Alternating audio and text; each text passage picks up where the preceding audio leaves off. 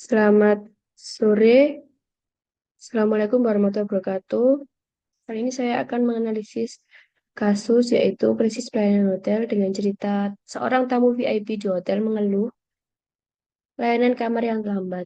Tim manajemen hotel itu harus segera menangani masalah ini dengan bekerja sama antara bagian housekeeping, resepsionis, dan customer service-nya. Tantangannya yaitu bagaimana tim menyelesaikan masalah secara cepat tanpa saling menyalahkan. Latar belakangnya yaitu krisis pelayanan hotel dapat terjadi karena berbagai faktor. Mengelola krisis dengan baik membutuhkan kepemimpinan yang kuat, komunikasi yang efektif, dan kemampuan untuk beradaptasi dengan cepat dengan menetapkan standar layanan yang tinggi, melakukan pelatihan staf secara berkala, dan menanggapi keluhan tamu secara serius. Hotel dapat membangun reputasi yang baik dan mengurangi risiko krisis pelayanan.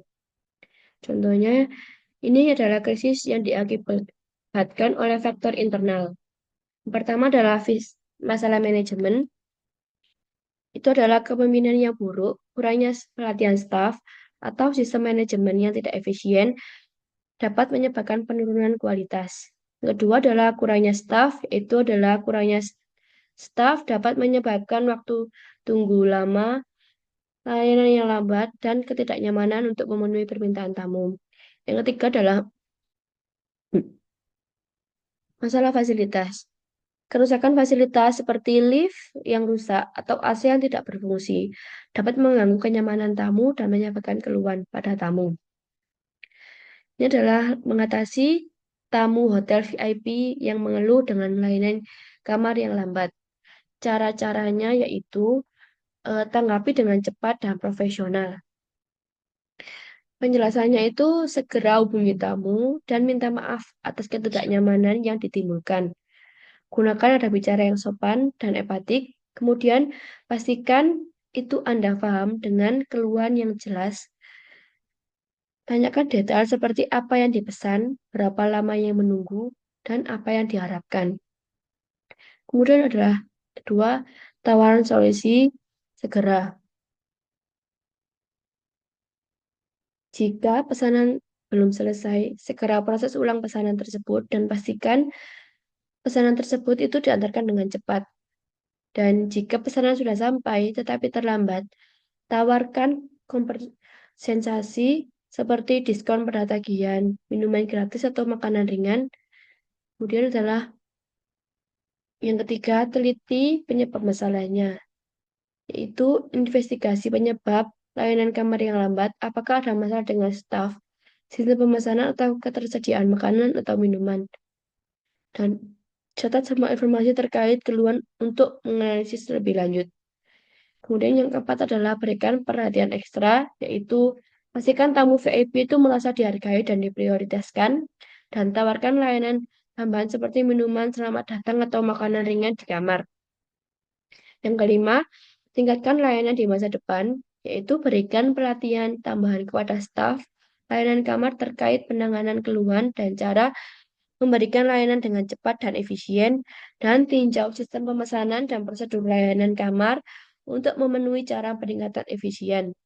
Yang keenam adalah manfaatkan peluang untuk meningkatkan loyalitas, yaitu tunjukkan pada tamu VIP bahwa Anda itu peduli dengan kepuasan mereka dan berikan ucapan terima kasih atas kesabaran mereka dan sampaikan harapan bahwa mereka akan kembali menginap di hotel Anda.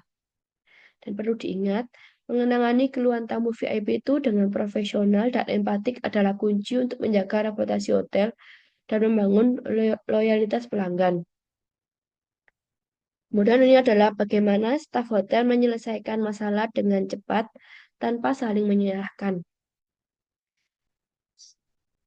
Sifat yang efektif menyelesaikan masalah dengan cepat tanpa saling menyalahkan, dengan fokus tanpa solusi, bukan kesalahannya dengan berbagai cara. Yang pertama adalah fokus pada solusi. Alih-alih mencari siapa yang salah, fokus pada cara memperbaiki situasi. Contohnya itu seperti segera membersihkan kamar dan menawarkan permintaan maaf pada tamu. Yang kedua adalah komunikasi terbuka.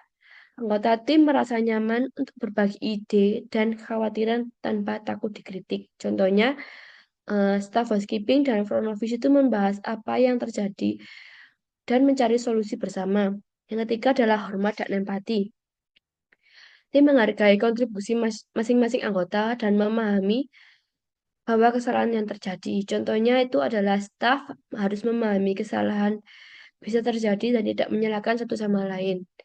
Keempat adalah kerjasama, yaitu tim bekerja sama untuk menemukan solusi terbaik bersama, bukan untuk membuktikan siapa yang salah dan siapa yang benar. Contohnya itu adalah staf bekerja sama untuk memastikan bahwa tamu itu merasa puas dan kembali menginap di hotel tersebut. Yang terakhir adalah bekerja dari kesalahannya, yaitu tim melihat siapa kesalahan sebagai peluang untuk eh, belajar dan meningkatkan proses mereka setiap saat.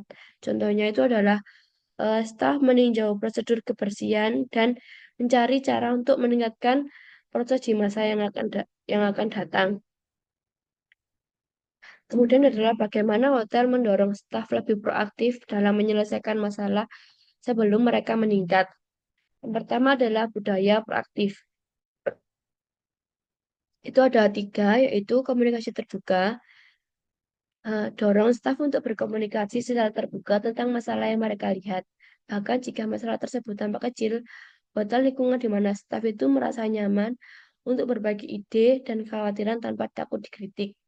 Yang kedua adalah kepemimpinan yang proaktif. Itu manajemen yang dan supervisor itu harus menjadi contoh dalam mempromosikan sikap proaktif.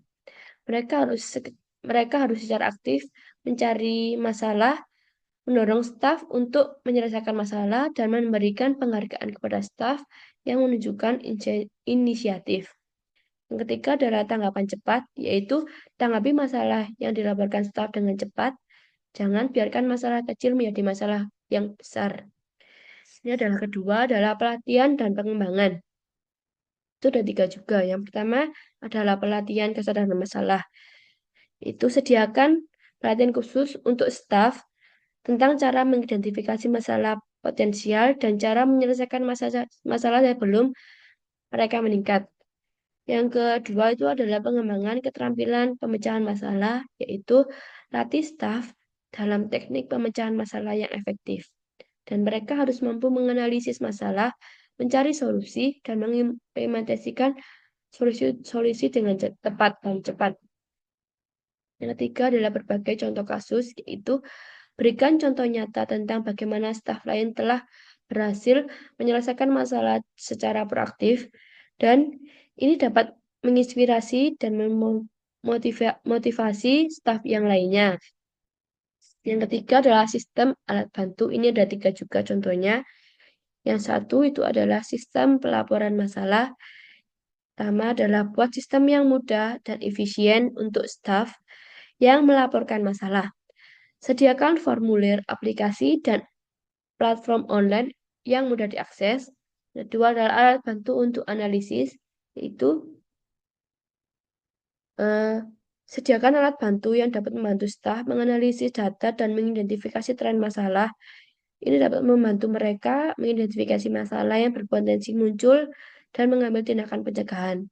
Tiga adalah sistem manajemen bisnis, yaitu implementasikan sistem manajemen risiko yang komprehensif untuk mengidentifikasi dan meminimalkan risiko yang dapat menyebabkan masalah. Yang terakhir nomor 4 yaitu pengakuan dan insentif. Pertama adalah apresiasi. Berikan penghargaan kepada staf yang menunjukkan inisiatif dalam menyelesaikan masalah secara proaktif.